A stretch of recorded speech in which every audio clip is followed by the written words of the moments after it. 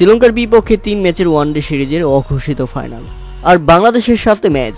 এ ম্যাচে অনাকাঙ্ক্ষিত আউট হবে না এমন ঘটনা তো না ঘটে পারে না। তাই তো ইনিংসের ৪৫তম ওভারের ঘটনা, তখনও বুঝে উঠতে পারেনি কেন উইকেট কিপার জাকের আলী হাসছেন।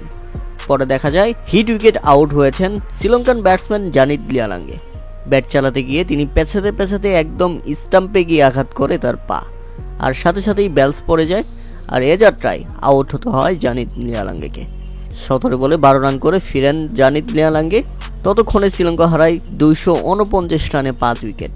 লিয়ালাঙ্গের পর দুর্দান্ত Shamim Hossain Patwari part time bowler হিসেবে ফিরিয়েছেন শ্রীলঙ্কার সর্বোচ্চ রান সংগ্রাহক কুশল মেন্ডিসকে।